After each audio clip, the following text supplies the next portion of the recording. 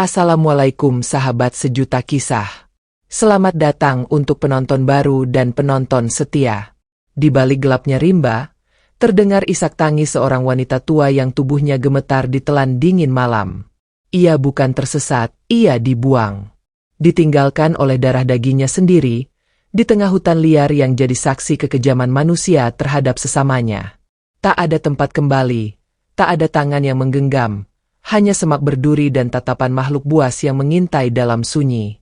Namun siapa sangka, macan dan monyet putih justru menjadi pelindung terakhirnya. Apa yang sebenarnya terjadi? Dan kenapa mereka memilih menyelamatkannya? Ajak penonton dengan ajakan Islami.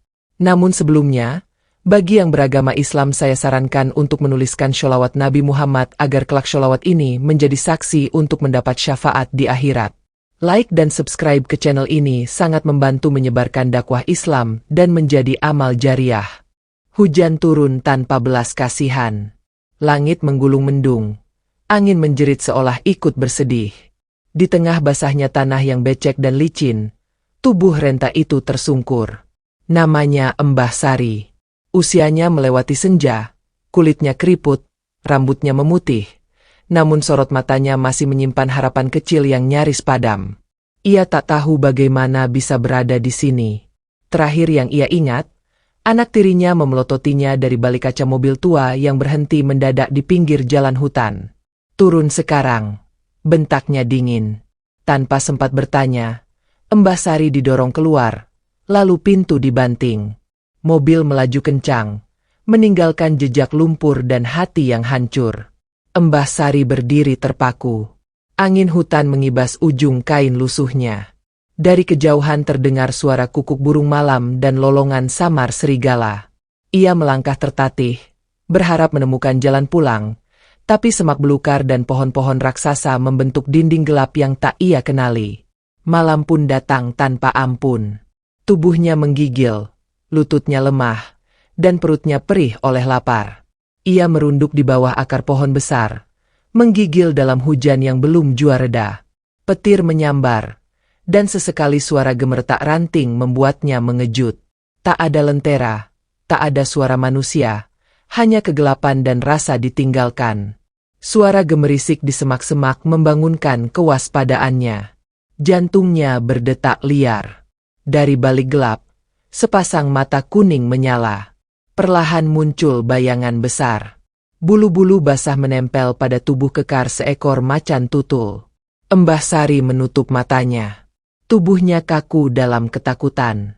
"Ya Allah, jika ini akhirnya," desisnya lirih. Tapi macan itu tak menerkam. Hewan itu justru duduk di hadapannya, mengendus pelan, lalu mengeluarkan suara lembut yang mengejutkan. "Kau gemetar," katanya. Mbah Sari membuka mata lebar-lebar. Tubuhnya masih gemetar. Ia mengira dirinya berhalusinasi. Aku tidak punya tempat lagi," gumamnya lemah. Macan itu menatapnya lama, lalu berbalik. "Ikut aku. Kau tidak bisa bertahan di sini sendiri." Dengan langkah pelan namun pasti, macan itu berjalan ke arah semak yang lebih rimbun. Mbah Sari, entah kenapa, menuruti. Bukan karena tak takut, tapi karena tidak punya pilihan lain. Tubuhnya terlalu lemah untuk bertahan sendirian. Di balik semak itu, muncul sesosok makhluk kecil berwarna putih dengan mata bulat penuh semangat. "Hai, manusia tua, kau dibuang ya?" Mbah Sari terkesiap. Seekor monyet putih melompat ke bahunya dan tersenyum ceria. "Aku Mori, sahabat si kumbasi macan sokcol itu. Ayo ikut ke rumah pohon kami." Mbah Sari terdiam. Tangannya gemetar, bukan karena dingin, tapi karena kebingungan yang begitu dalam. Namun sesuatu dari sorot mata dua hewan itu membangkitkan kepercayaan yang telah lama hilang dalam dirinya. Mereka berjalan bersama, melewati akar-akar menjulang, genangan lumpur, dan dedaunan lebat yang menggantung seperti tirai alam. Mbah Sari hampir jatuh beberapa kali, tapi Mori selalu menarik kainnya, dan Kumba kadang menengok ke belakang memastikan ia masih kuat melangkah. Tak lama, mereka tiba di sebuah batang pohon raksasa. Di atasnya tergantung sebuah rumah kecil dari kayu, beratap daun, tersembunyi rapat di antara dahan. Lihat, Mori melompat ke atas ranting. Aku yang bangun ini. Rumah pohon untuk kita semua. Mbah Sari ternganga. Ini pertama kalinya ia melihat rumah pohon dengan mata sendiri. Bagaimana aku bisa naik? Tanyanya terbata. Kumba mendekat. Kami bantu. Dengan sigap, monyet kecil itu melilitkan tali rotan ke tubuhnya. Kumba mendorong pelan dari bawah. Dan dalam beberapa tarikan napas, wanita tua itu sudah berada di atas rumah pohon, menatap lebatnya hutan dari ketinggian. Angin malam menerpa wajahnya, tapi untuk pertama kalinya, bukan angin yang menyakitkan. Ada kehangatan yang tak ia mengerti. Dan untuk sesaat, ia lupa bahwa ia baru saja dibuang oleh darah dagingnya sendiri. Malam itu, ia tidur di sudut rumah pohon, berselimut daun kering. Mori mengerut di sampingnya. Kumba duduk di ujung pintu, mengawasi. Dan hutan untuk pertama kalinya tak lagi terasa menakutkan. Pagi datang membawa kabut yang menggantung di antara pucuk-pucuk daun. Embun menetes dari ranting, jatuh pelan ke lantai rumah pohon yang lembab. Suara burung-burung eksotis bersahut-sahutan dari kejauhan, mengiringi bangunnya sosok wanita tua yang masih lelah tapi kini tak lagi dikelilingi kesendirian. Mbah Sari terbangun pelan. Matanya menatap langit yang tampak begitu dekat dari balik celah-celah atap rumah pohon. Ia mengedipkan mata, memastikan semua yang ia alami semalam bukan mimpi. Namun suara Mori yang riang dari luar segera menegaskan semuanya nyata. Selamat pagi manusia tua. Lihat, aku bawa buah. Teriak Mori sambil melompat masuk ke rumah pohon dari celah dahan. Tangan kecilnya membawa beberapa buah merah dan kuning yang masih segar. Tampak dipetik langsung dari atas pohon. Mbah Sari menoleh pelan. Bibirnya pecah-pecah. Perutnya belum terisi apapun sejak sehari sebelumnya. Untukku, tanyanya ragu. Tentu saja. Kau bagian dari rumah ini sekarang. Mori menyodorkan buah itu ke pangkuan Mbah Sari. Makanlah. Sebelum Kumba datang dan bilang buah ini belum dibersihkan. Mbah Sari tertawa kecil. Suara tawanya serak, namun tulus. Ia menggigit pelan buah merah di tangannya. Rasa manis menyebar di lidahnya. Di luar, angin pagi berhembus pelan, membawa aroma hutan yang segar dan hangat. Suasana itu seperti pelukan yang tak pernah ia dapat dari keluarga kandungnya. Beberapa saat kemudian, suara langkah berat terdengar dari batang pohon. Kumba, dengan tubuh besarnya, naik pelan ke rumah pohon dan duduk di ambang pintu. Bulunya yang kekar masih basah oleh embun pagi. Bagaimana tidurmu?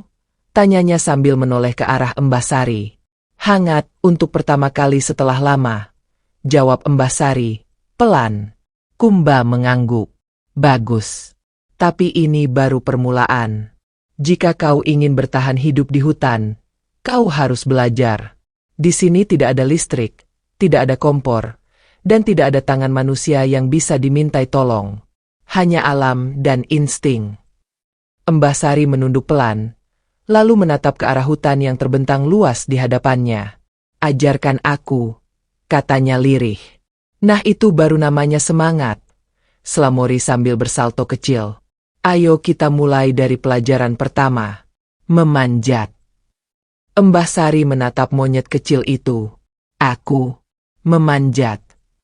Kalau tidak bisa memanjat, bagaimana kau mau kabur dari ular? Jawab Mori sambil menunjuk pohon tinggi di samping rumah pohon. Kumba hanya tertawa kecil. Mori benar.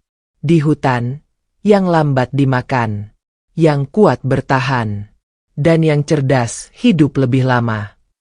Siang itu, dimulailah pelajaran pertama Mbah Sari. Ia dituntun Mori dan Kumba turun dari rumah pohon.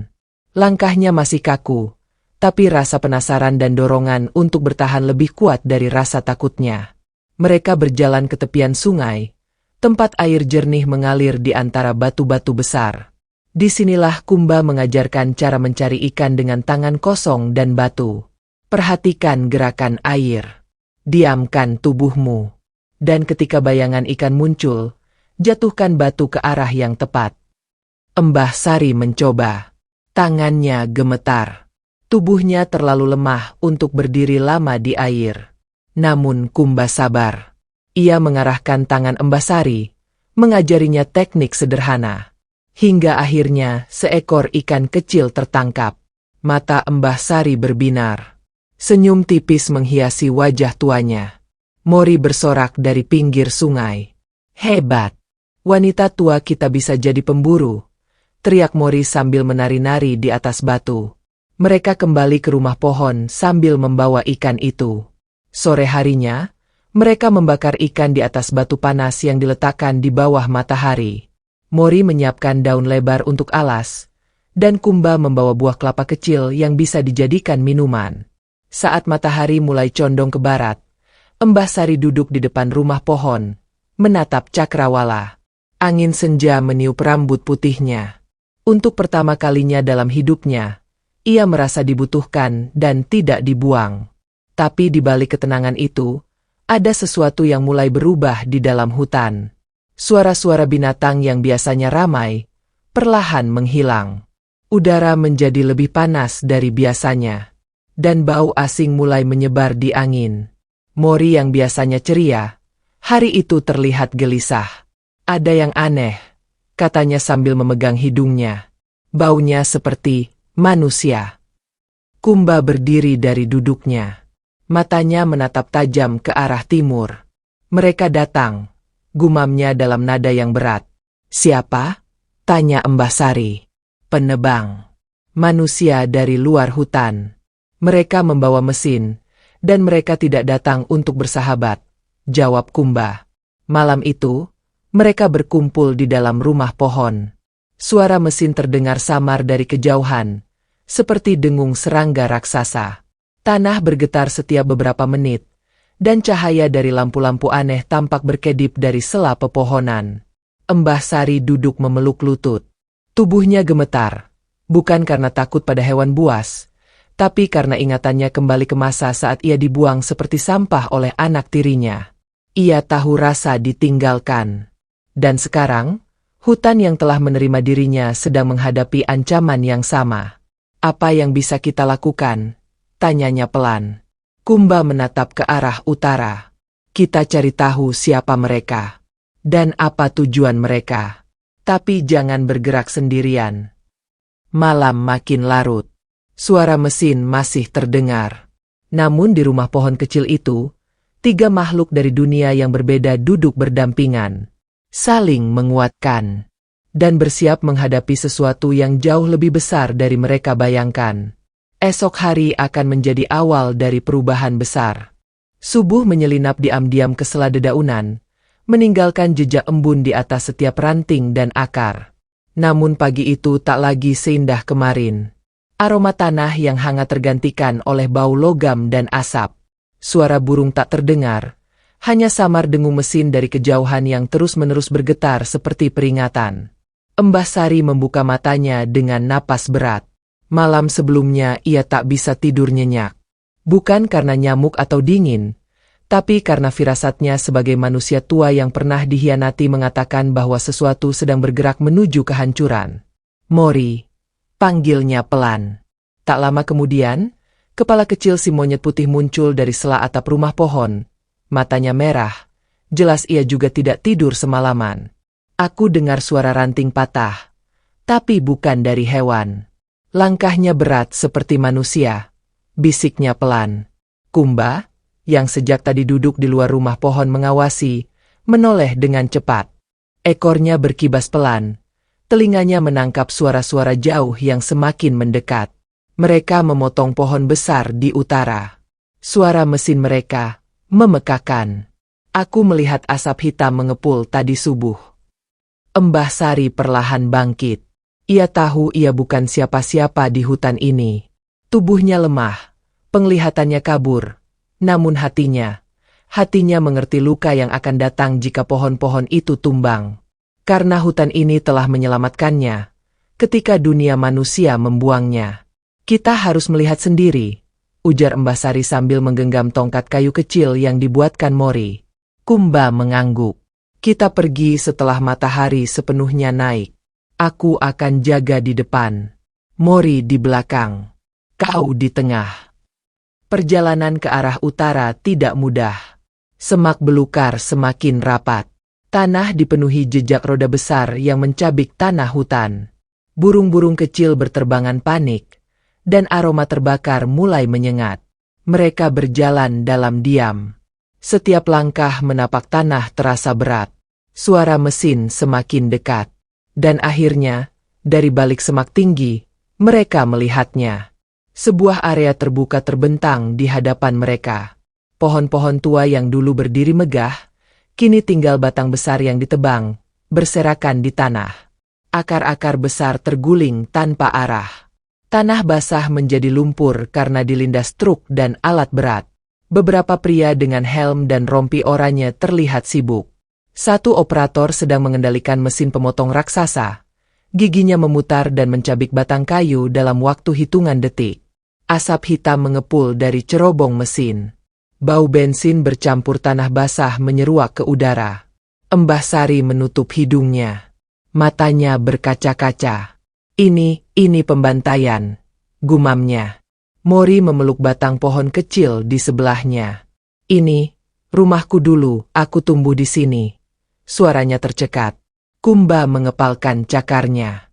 Mereka tidak tahu bahwa mereka tidak hanya memotong kayu, tapi juga memotong napas kami. Saat mereka memperhatikan dari jauh, tiba-tiba seekor burung kecil berwarna coklat terbang tergesa-gesa dan hinggap di bahu Embah Sari. Burung itu berkicau panik, seolah mengabarkan sesuatu. Mereka akan menebang pohon di dekat rumah kita. Terjemah Mori cepat. Kita harus pulang sekarang, ujar Kumba tegas. Jika mereka terus bergerak, rumah pohon kita akan roboh sebelum malam. Ketiganya segera berbalik arah dan berlari sekuat tenaga. Langkah Kumba panjang dan kuat. Mori melompat dari dahan ke dahan dengan gesit, sementara Embah Sari, walau tertinggal beberapa meter, terus berusaha mengejar meski napasnya sesak dan kakinya mulai lemas. Begitu mereka tiba, rumah pohon itu masih berdiri. Namun suara mesin terdengar semakin dekat. Ranting-ranting kecil mulai berguguran karena getaran dari alat berat. Embah Sari duduk di bawah tangga rumah pohon sambil mengelus dadanya. Apa yang bisa kita lakukan? Kita tidak punya senjata. Kita bukan manusia kota yang bisa bicara di depan mikrofon. Kumba menatapnya. Tapi kau manusia.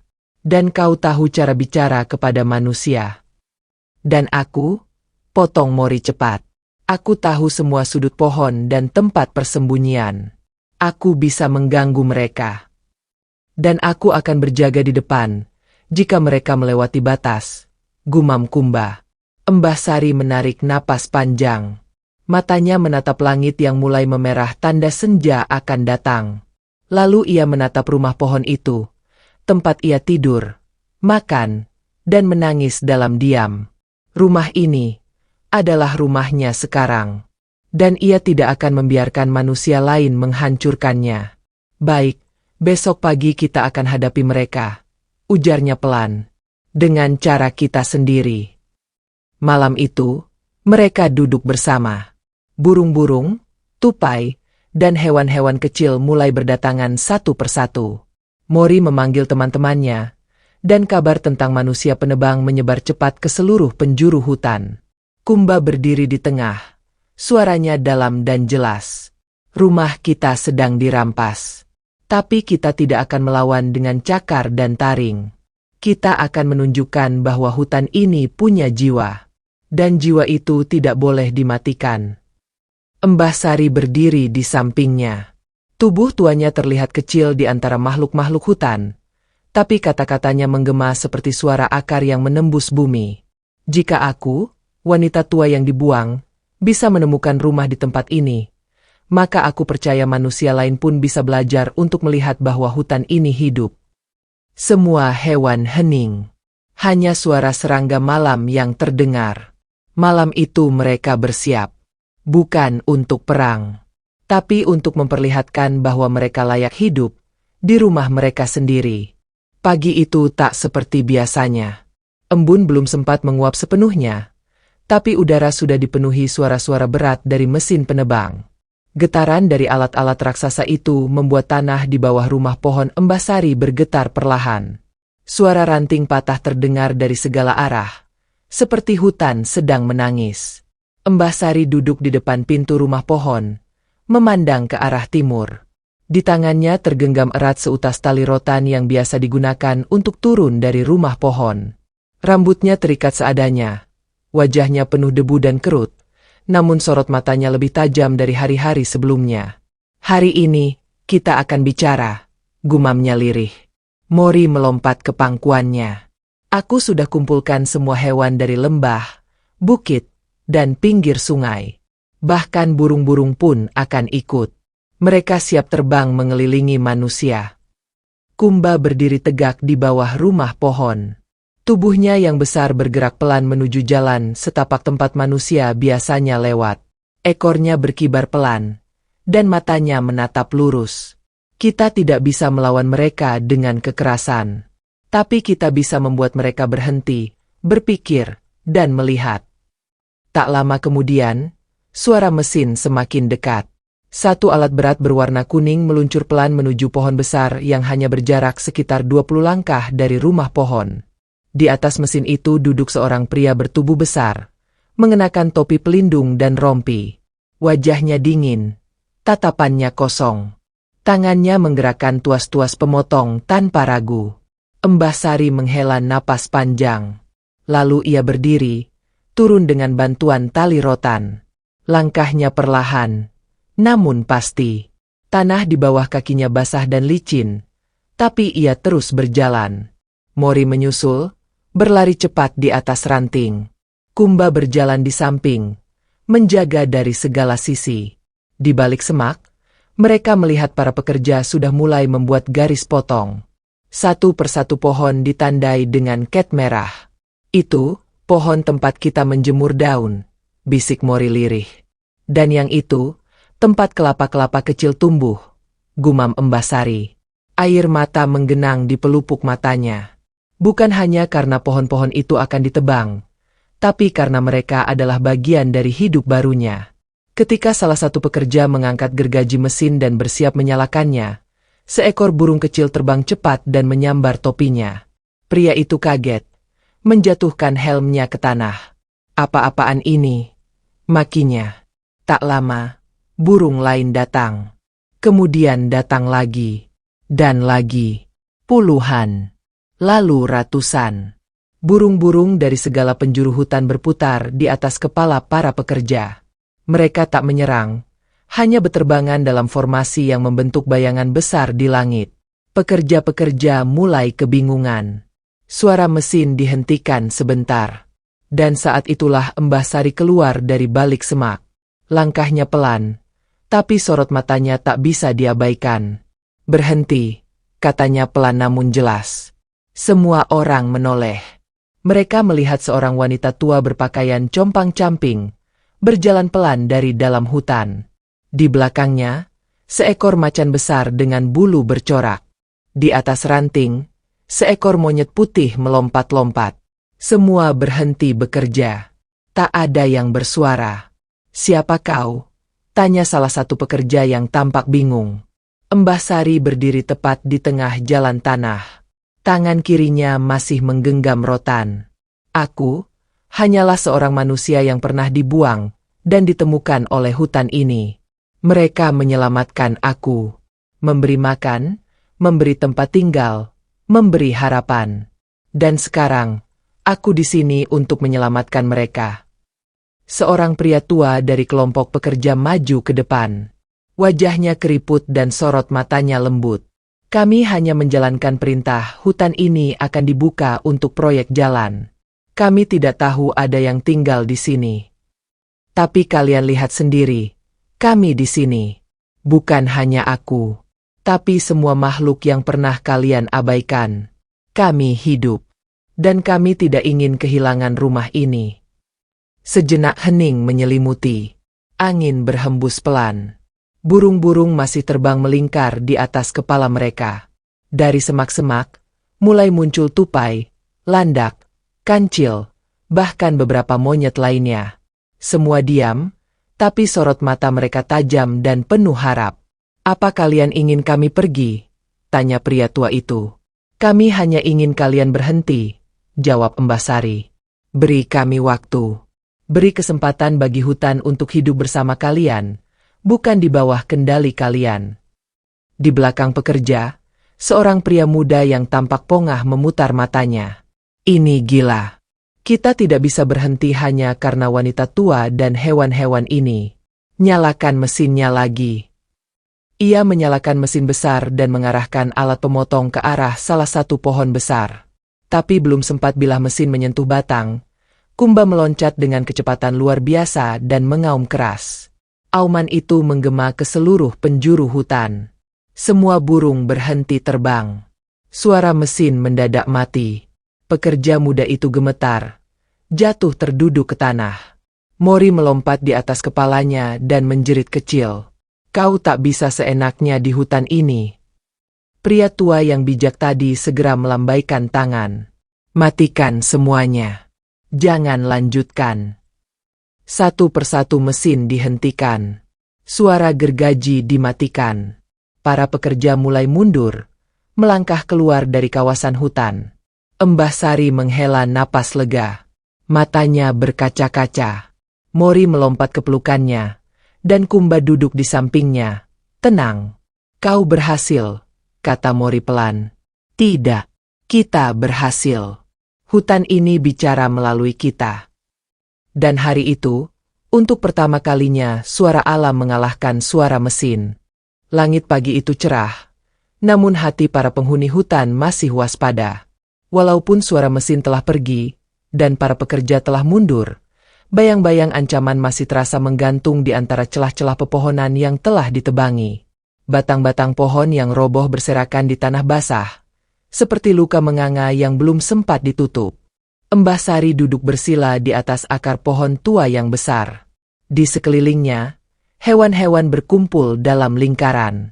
Burung-burung hinggap di dahan atas, kancil-kancil duduk tenang di rerumputan, dan bahkan landak yang biasanya bersembunyi kini tampak membuka durinya sedikit, tanda rasa aman.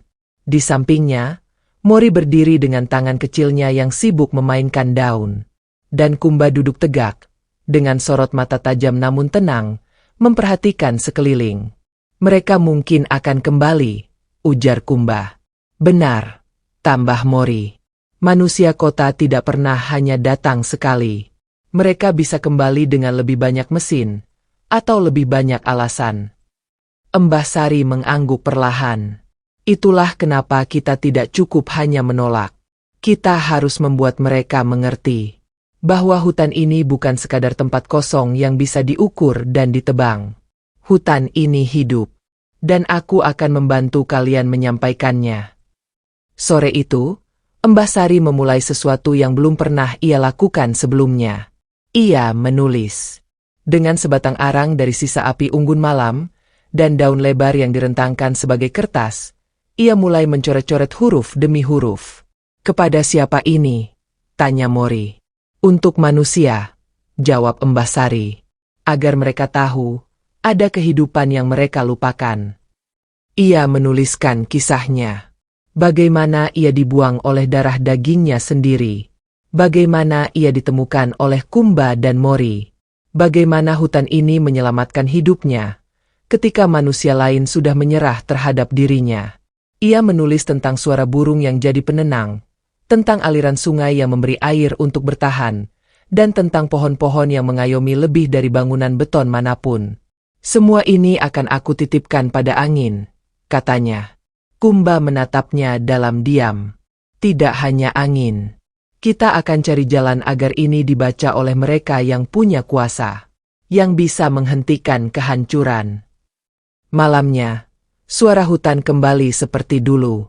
Jangkrik bernyanyi, burung malam bersiul pelan, dan daun-daun gemerisik diterpa angin. Namun semua tahu, kedamaian ini rapuh. Bisa saja retak hanya karena satu keputusan manusia di ruang kantor yang jauh dari hutan ini. Beberapa hari berlalu. Para pekerja memang belum kembali. Namun dari kejauhan, Terkadang terlihat drone kecil terbang rendah, merekam dari atas. Tanda bahwa mata-mata dari luar mulai memperhatikan. Mereka sedang memetakan ulang hutan, kata Kumba. Itu berarti mereka sedang menyusun rencana baru. Mbah Sari mengangguk pelan. Tubuhnya mulai lelah, tapi semangatnya tidak padam. Aku akan pergi, ucapnya tiba-tiba. Mori dan Kumba menoleh bersamaan. Kemana? Tanya Mori kaget. Ke kota. Ke tempat asal mereka. Aku harus menyampaikan semua ini, bukan lewat perlawanan, tapi lewat cerita. Kumba menatapnya tajam. Itu berbahaya. Kau tak tahu siapa yang akan mendengarkanmu, atau mengusirmu seperti dulu. Aku tahu, jawab Mbah Sari sambil menunduk. Tapi aku tidak takut dibuang lagi, karena kini aku punya tempat untuk kembali. Perjalanan menuju kota bukanlah hal mudah. Mereka menyusun rencana. Mbah Sari akan diantar sampai ke tepi jalan utama oleh Mori dan Kumba. Dari sana, ia akan berjalan sendiri menuju desa terdekat, berharap ada tumpangan menuju kota. Pagi itu, hutan mengantar kepergiannya. Burung-burung beterbangan di atas kepalanya. Ranting pohon bergoyang pelan seolah memberi salam. Mori menggenggam tangannya erat. Jangan lupa kami, bisiknya. Aku tidak akan lupa apapun. Aku akan membawa cerita kalian dalam setiap napas yang kuambil, jawab Mbah Sari. Kumba berjalan diam di sampingnya hingga ke ujung batas hutan. Jika mereka tak mendengarkanmu, kau tahu di mana rumahmu kini, katanya pelan. Mbah Sari mengangguk. Dan kemudian, langkah-langkah kecil membawanya menjauh dari dunia hijau menuju dunia yang dahulu pernah menyakitinya. Hari berganti. Minggu berlalu. Hutan kembali ke sunyinya. Namun kini tak lagi sama. Rumah pohon terasa lebih sepi. Mori sering duduk sendiri di dahan, memandangi jalan setapak. Dia akan kembali, kan? Tanya Mori suatu sore. Dia akan kembali, jawab Kumba tanpa ragu. Meski dalam hatinya, ia tahu bahwa dunia manusia bisa sangat tak terduga.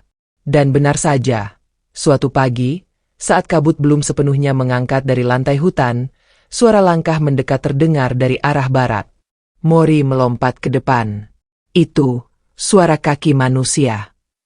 Kumba mengangkat tubuhnya dengan cepat. Mereka berlari ke arah suara itu. Dan di ujung jalan setapak, sosok Mbah Sari muncul. Tubuhnya tampak lebih lelah. Namun ada sinar kuat di matanya. Ia tersenyum. Aku berhasil. Aku bertemu seseorang.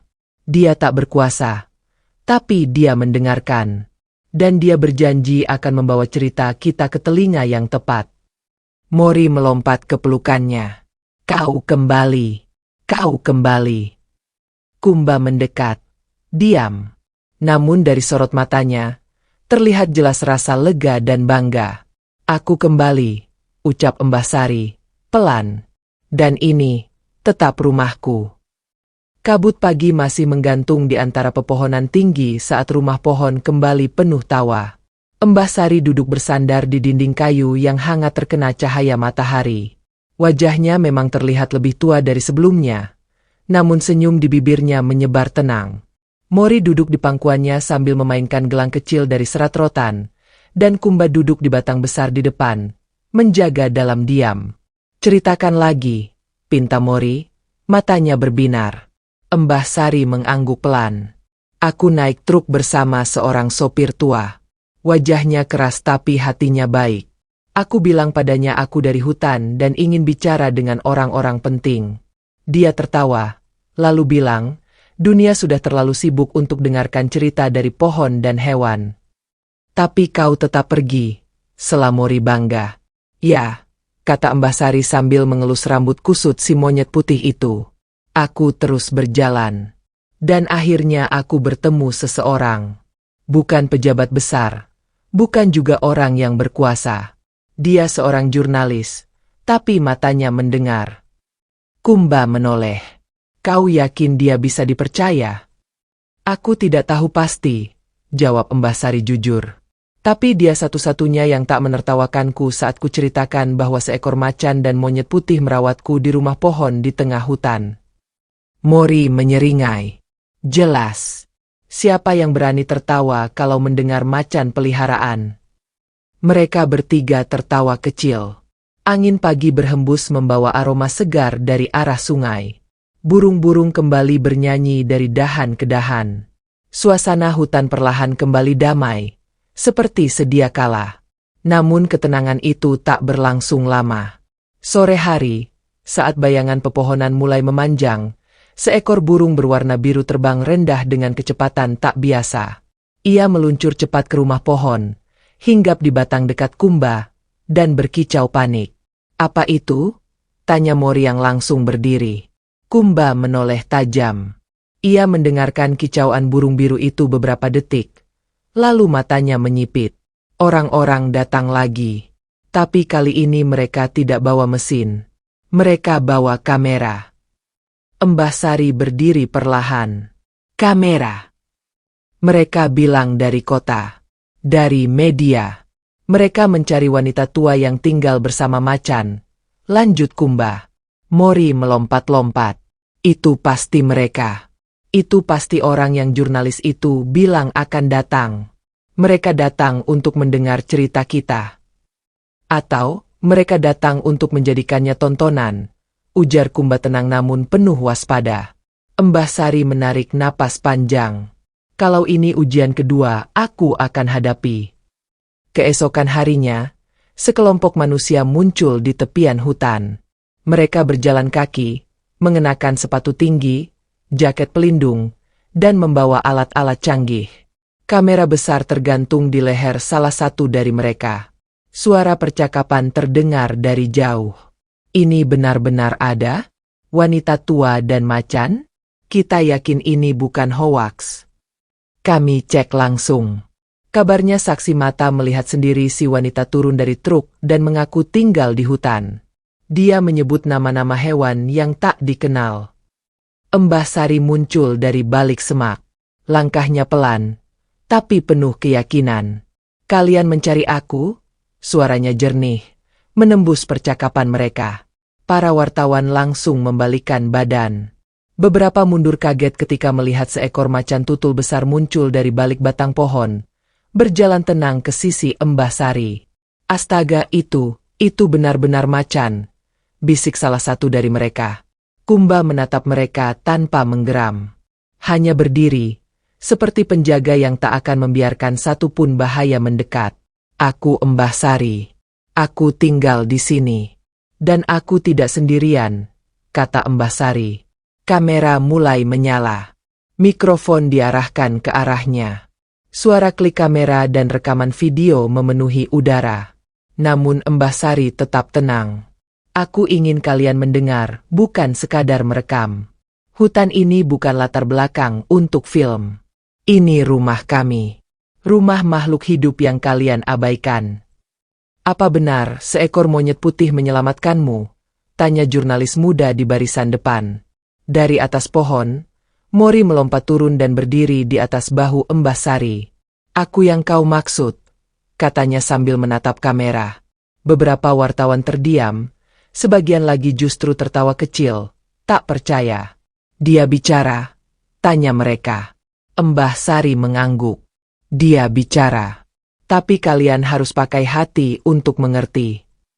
Sesi wawancara itu berlangsung lama. Mereka bertanya tentang awal mula Mbah Sari tinggal di hutan, tentang rumah pohon, tentang Kumba dan Mori, tentang kehidupan di antara makhluk liar. Mbah Sari menjawab semuanya dengan tenang, tanpa dilebih-lebihkan. Setelah beberapa jam, mereka berpamitan. "Kami akan bawa ini ke publik. Semoga ini membuat orang sadar bahwa ada kehidupan di luar beton dan baja," ujar jurnalis itu sambil menjabat tangan Mbah Sari. Sore itu, rumah pohon kembali sunyi. Burung-burung kembali ke sarangnya. Langit mulai gelap, dan suara serangga malam menggantikan keramaian siang. "Kau percaya mereka akan melakukan sesuatu?" tanya Mori pelan. Mbah Sari menatap langit. "Aku tidak tahu. Tapi aku sudah bicara. Aku sudah menyampaikan. Sekarang biarlah cerita kita menyebar lewat angin dan barangkali menyentuh hati yang tepat. Kumba mendekat. Dan jika tidak, Mbah Sari menoleh, maka kita akan bertahan. Seperti hutan ini selalu bertahan. Dengan atau tanpa perhatian manusia. Malam itu mereka tidur dalam diam. Namun di balik keheningan, ada harapan kecil yang tumbuh perlahan, seperti akar yang mencari jalan di sela batu.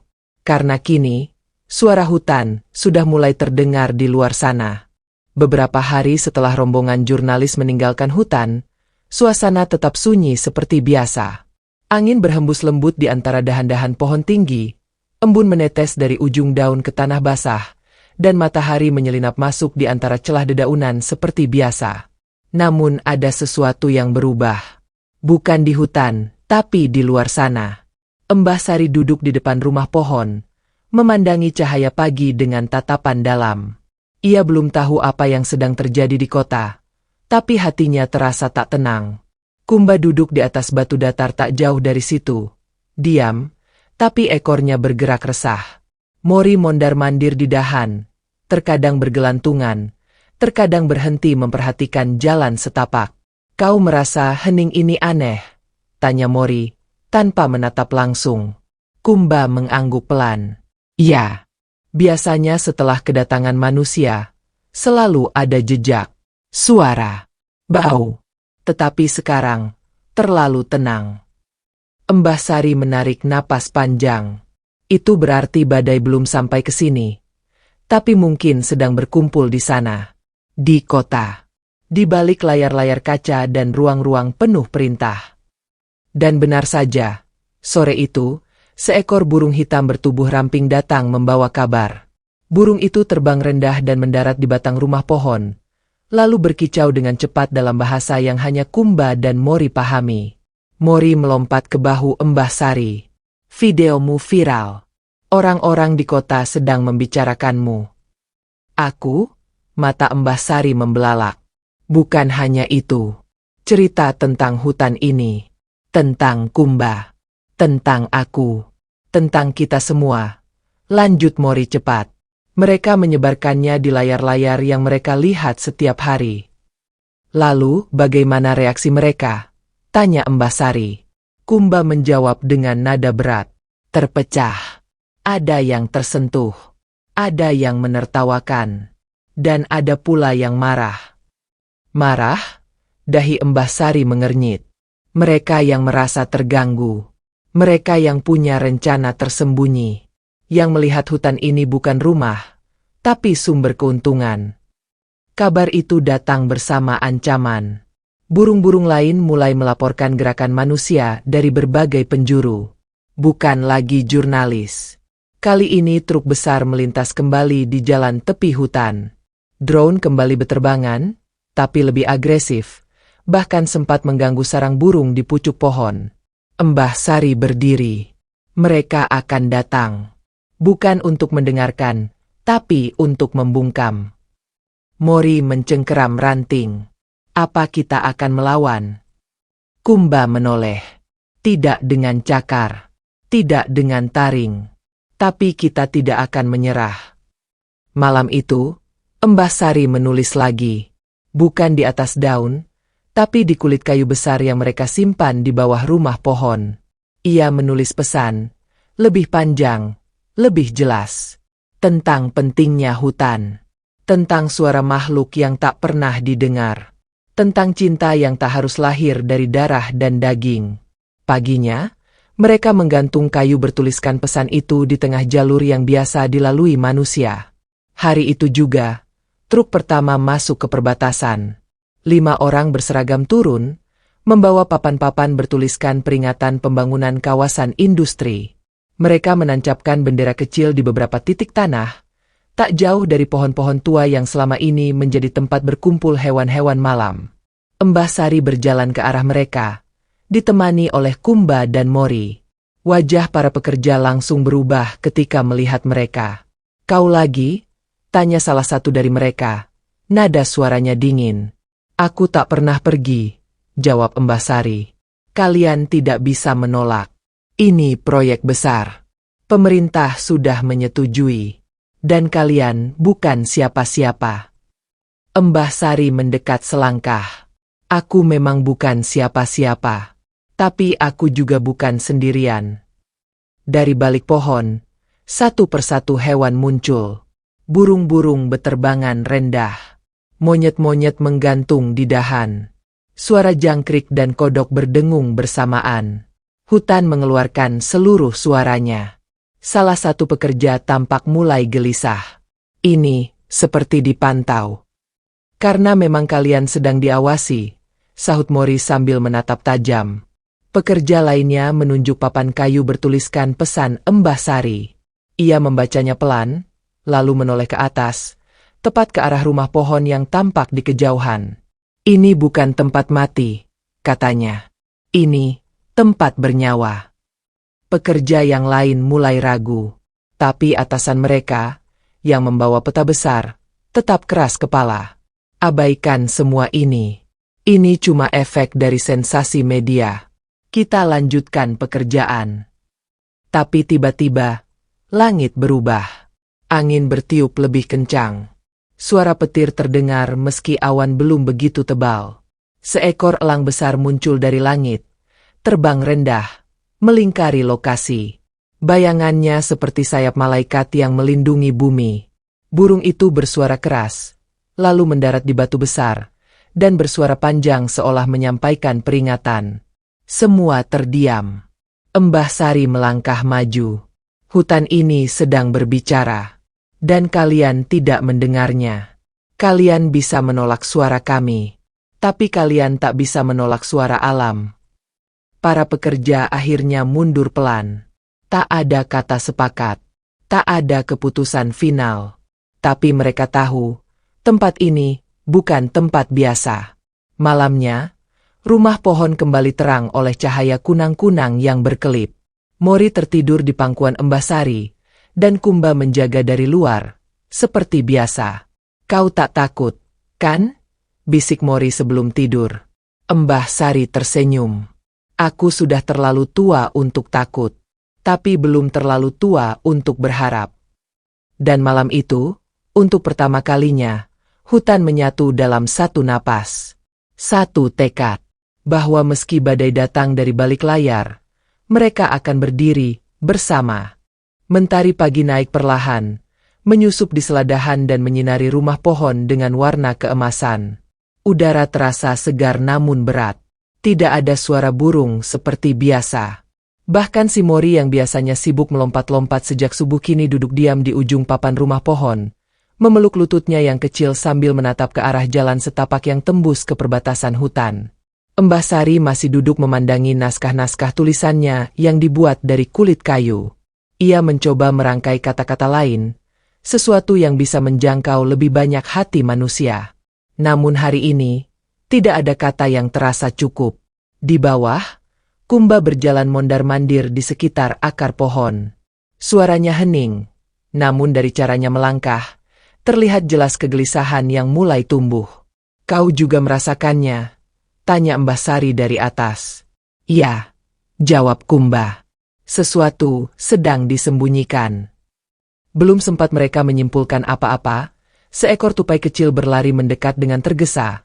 Ekornya yang panjang bergoyang liar saat ia berhenti tepat di depan Kumba. Kabar buruk, katanya cepat. Mereka tidak mundur. Mereka hanya pindah jalur. Sekarang mereka masuk lewat lembah selatan. Diam-diam. Tidak lagi dengan suara bising. Mereka menggunakan jalur belakang. Mata Kumba menyipit. Jalur lembah itu dekat dengan sumber air. Kalau mereka ganggu daerah itu, seluruh hutan bisa kehilangan aliran sungai kecil yang kita andalkan. Embah Sari turun perlahan dengan bantuan tali rotan. Mori segera menyusul. Kenapa mereka diam-diam seperti ini? Bukankah kemarin mereka sudah tahu kita ada di sini? Tanya Mori kesal. Justru karena mereka tahu, jawab Embah Sari. Mereka tahu jika mereka datang langsung ke sini, kita akan bersuara. Jadi sekarang, mereka memilih menyerang dari sisi yang tidak dijaga. Mereka segera memutuskan untuk pergi. Perjalanan menuju lembah selatan tidak dekat. Butuh waktu hampir setengah hari untuk tiba di sana. Jalanan menurun curam, dipenuhi semak berduri dan batu-batu besar yang licin karena lembab. Mori bergerak cepat di atas dahan. Kumba membuka jalan di depan, menyingkirkan semak-semak dan menjatuhkan batang kecil agar Embasari bisa berpijak. Setelah beberapa jam, mereka sampai di sebuah celah besar di antara dua bukit rendah. Di sanalah lembah yang dimaksud, tempat di mana sungai kecil mengalir jernih, dikelilingi oleh pepohonan rindang dan akar-akar besar yang mencengkram tanah. Namun hari itu, pemandangan di sana berbeda. Beberapa tenda besar berwarna abu-abu berdiri di sisi sungai. Beberapa orang terlihat mengenakan pakaian lapangan, lengkap dengan helm dan masker. Mereka membawa alat-alat kecil, bukan mesin besar seperti sebelumnya. Namun alat itu lebih berbahaya. Perangkat pengukur tanah, pemetaan digital, dan batang-batang besi yang ditancapkan ke dalam tanah. Apa yang mereka lakukan? Bisik Mori. Embasari menunduk, mencoba memahami peralatan-peralatan yang digunakan para manusia itu. Mereka mencari titik air. Mungkin untuk dibendung. Atau untuk disalurkan ke tempat lain. Jika aliran itu dipotong, seluruh hutan bisa mengering, ujar Kumba pelan. Mereka tidak mendengar. Mereka tidak melihat. Mereka hanya menghitung, kata Embasari lirih. Mereka bertiga berdiri di balik rimbun semak, memperhatikan diam-diam. Namun mendadak, seekor burung dari langit menukik turun dan berteriak panik. Mori mengenalnya. Itu Nira. Dia burung penjaga dari arah danau. Nira mendarat di bahu Kumba dan mulai berkicau cepat. Kumba menegang. Danau tempat kita menyimpan cadangan air, mereka juga menuju ke sana. Dalam waktu 2 hari, semua titik sumber akan dikuasai.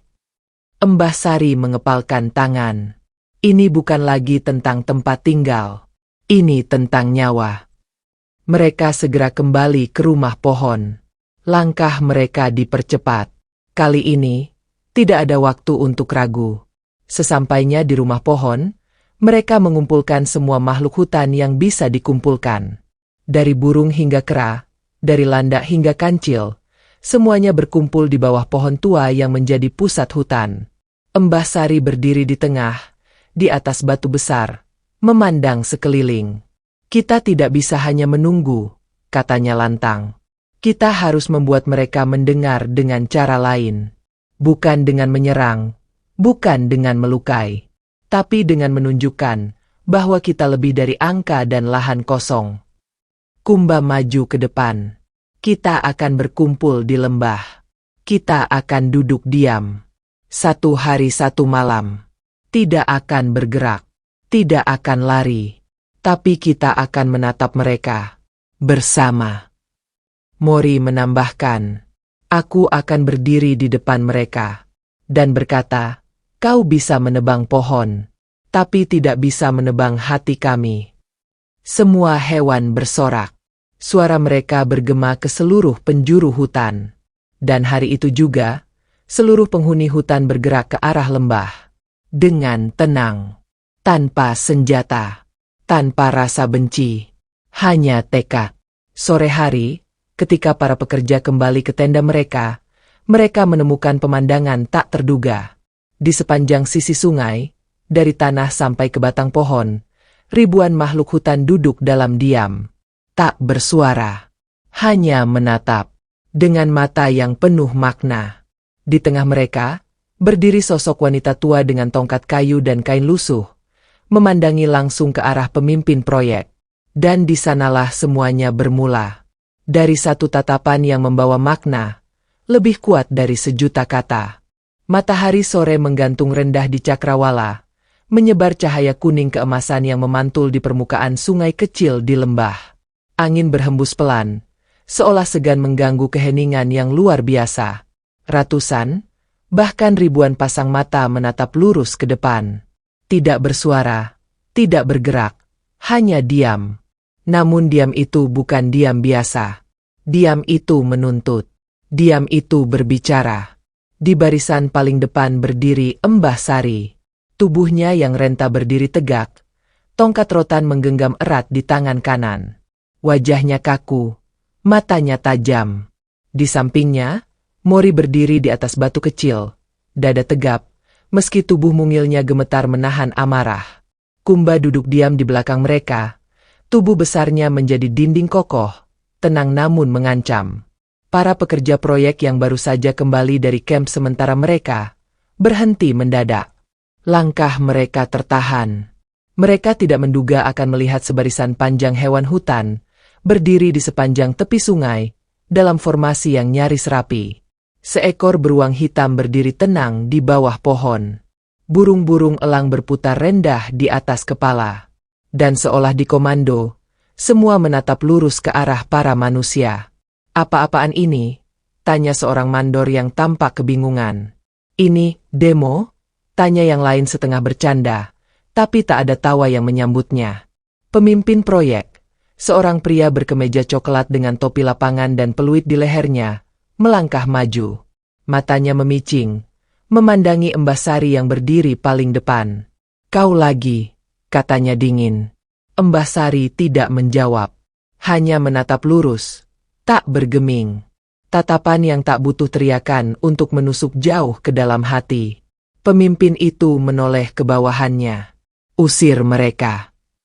Seorang petugas keamanan proyek maju setengah langkah, tapi segera menghentikan langkahnya saat seekor landak menaikkan durinya dan berdiri bersiap. Tidak menyerang, tapi cukup untuk memberi peringatan. Seekor rusa muda melangkah ke samping dan menghalangi jalur, berdiri tegak, tanpa goyah. Mori melangkah ke depan. "Kami tidak datang untuk berkelahi. Tapi kami juga tidak akan mundur." Suara itu kecil. Namun dalam senyap seperti ini, setiap kata terdengar seperti gemuruh. "Kalian tak punya hak," kata sang pemimpin. "Kami punya jiwa," jawab Mbah Sari pelan. "Dan setiap jiwa punya hak untuk hidup." Sejenak tak ada yang berbicara. Para pekerja hanya berdiri, bingung. Kamera drone yang terbang rendah di atas kepala mereka berputar pelan, merekam semuanya. Salah satu teknisi mengambil ponselnya dan mulai merekam dari sudutnya sendiri. Lalu yang lain. Dan yang lain. Dalam hitungan menit, adegan itu tersebar. Dari satu akun ke akun lain. Dari satu pesan singkat ke pesan berantai. Gambar seorang wanita tua berdiri di tengah hutan, dikelilingi ribuan hewan liar yang tidak menyerang. Hanya menatap diam ke arah para penebang membuat dunia menoleh. Di kota, di kantor berita, di media sosial, cerita itu meledak. Judul-judul bermunculan. Wanita tua penjaga hutan berdiri di barisan terdepan bersama macan dan monyet putih. Hutan berbicara lewat diam. Demo paling sunyi dalam sejarah. Siapa Mbah Sari? Wajah baru penjaga alam yang mengguncang nurani bangsa. Semua menyebar dalam hitungan jam. Sementara itu, di lembah, senja mulai berubah menjadi malam. Namun tak satupun makhluk di sana yang bergerak. Pekerja proyek mulai gelisah. Mereka tak bisa bekerja jika suasana seperti ini terus berlanjut. Ala tidak bisa dinyalakan karena hewan-hewan berdiri terlalu dekat dengan jalur distribusi. Dan mereka tidak mau mengambil risiko. "Ini bukan demonstrasi biasa," bisik seorang teknisi. "Ini semacam kutukan yang lembut," balas kawannya. Saat malam jatuh sempurna, Mbah Sari menyalakan api kecil. Bukan untuk membakar, tapi untuk menghangatkan. Beberapa hewan bergantian menjaga. Mori tidak tidur sama sekali. Ia berkeliling memastikan semua posisi tetap aman. Kumba tidak berpindah dari tempatnya sejak sore, seperti patung penjaga rimba yang tak akan pernah lelah. Di kejauhan, suara langkah manusia terdengar. Namun bukan dari pekerja proyek. 5 mobil berhenti di jalan tanah. Dari dalamnya turun beberapa orang bersetelan rapi, membawa tas kecil dan alat pencatat. Di antara mereka ada wajah yang dikenal Mbah Sari, jurnalis muda yang pernah mewawancarainya. "Aku bawa mereka," katanya sambil tersenyum kecil. Rombongan itu mendekat perlahan, berjalan melewati barisan hewan-hewan yang tetap diam namun tidak menyerang. "Kami dari kementerian," kata salah satu pejabat. "Kami datang karena laporan publik melonjak. Dan kami ingin melihat dengan mata kepala sendiri." Mbah Sari menatap mereka. "Kalian tidak akan mengerti dengan angka dan data. Tapi kalian bisa mengerti jika kalian mau duduk bersama kami, diam, dan mendengarkan."